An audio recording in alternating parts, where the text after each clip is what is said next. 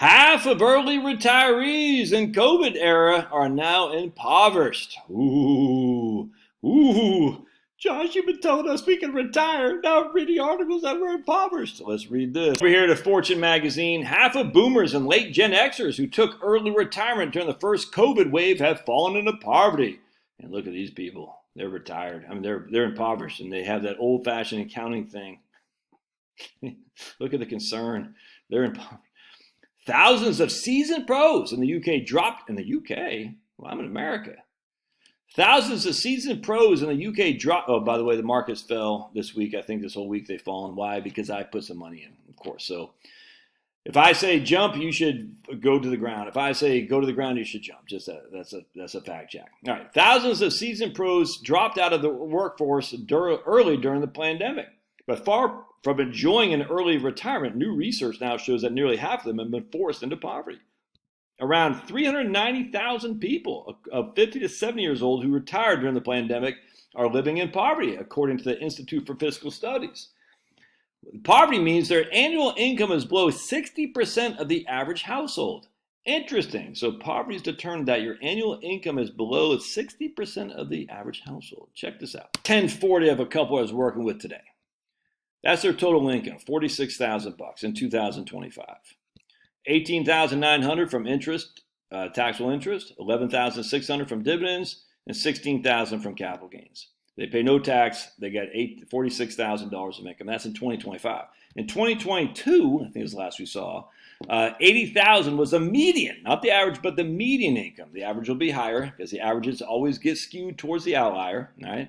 So the average, the median household income was $80,000. So we take 46, divide by 80, and we are living in poverty because we are 57% of the average, again, the median American household. Interesting. Do you think these guys are living in poverty? Do you really, really think they're living in poverty? So remember, what determines poverty? Well, according to a lot of the researchers, is what shows on your 1040. That's just stupid, dude. These guys, so let me give you an example. Let's say you had $100,000 in a bank account. You spent the $100,000 over the course of 2023. Are you in poverty? Of course you're not. What's your taxable income? Zero. You have no taxable income. You have no taxable income because the $100,000 in a savings account has already been taxed. So you are looking like you're in poverty, but you have $100,000 of spending money. Don't look at poverty as determined by income. You look at poverty as determined by spending power. So what these guys are going to do is sell their house and live off the cash on the proceeds of their home. They'll buy another home and just go on Obamacare for cheap Obamacare. But Josh, you just said yesterday, blah, blah, blah. Yeah, they still had to pay taxes. Actually, what's happening here is they're selling their house and they're getting not step-up basis, but $500,000 exclusion. Now, they're still going to have to pay some capital gain tax. They still pay a hell of a lot of income tax as well, by the way. So the interesting thing about qualifying for Obamacare as opposed to qualifying for Medicaid is that Obamacare is based on income, 100%. Medicaid, on the other hand, is based on assets. So based on income, we're saying, what is our income? Our income's low. Medicaid is based on assets. And the way you get your assets is you pretend you don't have them. That's the difference, which I said in my video yesterday. You're putting your assets over here, but you're still retaining them within arm's length, so you still have them in the family. Here, we don't have the income. We're just living off our savings account. Where our savings account, how do we get that? Oh, we got it from having paid taxes before, and which now is in savings, which is essentially tax-free. You're still going to have some interest income you have to pay tax on, but in this case, their interest income won't be enough to pay tax in that $100,000 example. All right, so anyway, so these guys are apparently impoverished, but they're not impoverished. They got money because they're living off the savings account. All right, let's keep going. All right, so it's often assumed that older people who left the workforce during the pandemic were wealthy individuals retiring in comfort, says that lady. Or I guess a guy, I don't know, a senior economist at the IFS. But our analysis shows that those who left in the first year of the pandemic experienced a sharp rise in poverty, despite overall poverty rates falling that year. And they also suffered large falls in well-being. The ISS research highlights the eye-opening reason that forced older workers to toss in the towel on their careers. They point to job losses during the early stages of the crisis, coupled with additional health risks faced by older workers, as likely to have forced many into retirement. So this is even before the V's came out, before they mandated the V's, which made my wife get fired because she's not taking them.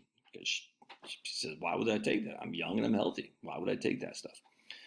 I think what it was is you had a lot of people scared their own shadows, and they probably shut themselves in. Did you not hear about this Taylor Lorenz lady from the New York Times? I mean, it's nuts. She went to literally just like last month. She went to JFK, and they said you need to pull your mask down so we can take your picture before the the screening and security. And she like flipped out. She goes, "Oh, I can't believe I had to pull my mask down. Oh my goodness." I said, wait, Taylor Lorenz. I thought the mask wasn't to protect you, it's to protect others around you. So why are you so panicked when you have to pull your mask down if the mask is to protect others around you? I mean, the whole thing is just so stupid. So you got people like this who haven't, literally, there are people like that out there, folks, who haven't gone outside. They're so scared of this little crown floating around out there that's going to get them. It's going to get them. And then they'll cite reports like of death tolls and stuff like that. You're like, isn't it interesting that the flu just magically went away? Weird how that happened. Isn't it interesting how we have lots of evidence of the death tolls being, we'll just say corrupted, because if you die in a motorcycle accident and you happen to have COVID, we're going to attribute that to a COVID death. You think I'm making that up? You haven't been paying attention. That's just a fact. All right, let's keep going. But we do have some evidence here because she says, well, that Chinese person, I think it's that Chinese name, right? It's that Chinese name, isn't it? What was the name of that person? Zhu? I think it's a Chinese name. I'm just talking to this lady originally from China who's just freaking crushing in the U.S. Her whole family came here. The siblings, they all came to the U.S. and are just all crushing. I was like, man, does China not know you're losing this brain drain? You're losing your talent, and there's not enough people in China in terms of they're not having enough babies. It's just decaying in front of our very eye. All these people think China is going to overtake you now. It's nuts. They don't have people. You need people to do this stuff. And their people are getting older and older and older. And there isn't enough coming up behind. I'm telling you right now, do not be worried about China, dude. It's nuts. We get worried about what's happening internally, but not about China. That's not at all. All right, let's keep going. Right here is a concern. The researchers found that many older people who left the workforce in the first year of the pandemic had to cut their food expenditures by about $77 a week. That's a big deal. And had lower levels of well-being than previous cohorts of people who recently stopped working. So these guys kind of forced themselves out of the labor force because they're so scared, even though they did not have the financial capability to do that. You can't say, oh my goodness, that shows early retirement is bad. It's just these people just got scared. They got scared. They fell for it hook, line, and sinker. And as such, they made a mistake. They shut themselves in, and they don't have the resources to do it. It's sad. It's sad that they fell for the media. The people like Neil Ferguson at the Imperial College of London with their freaking, and it's just fancy. What's the word? Fanciful? I don't know.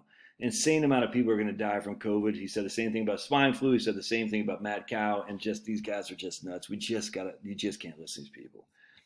But anyway, it's sad that these people fell for it. But where I'm trying to make the point is, don't listen to impoverished numbers, because if the poverty numbers are based on income, and income is based on your tax reporting, that has nothing to do with your poverty level. Your spending has to do with your poverty level. Do you have enough to spend to pay the bills? If you don't, and you have to lose $77 a week of food, well, that is a problem, 100%. What put them there was the idiots that are running the show, 100%, who just scared them. That the air is dangerous. It's insane. It's just sad. Anyway, all right, BS made. Don't forget, if these videos help you, I guess that's kind of all I want to say about that. I find it so sad. Let's just keep going here real quick, because you'll see some.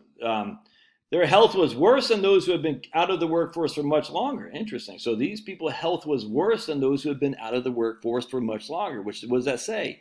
Remember how they say if you retire early, you're going to die sooner? Well, apparently not, because the people who have been out of the workforce for that much longer had better health than these people. Meanwhile, pre-pandemic retired workers didn't have to substantially change their food expenditure upon leaving the workforce. And more proof of what I always say. If they retired pre-pandemic, they did not have to reduce their food consumption. It was just this one cohort of people.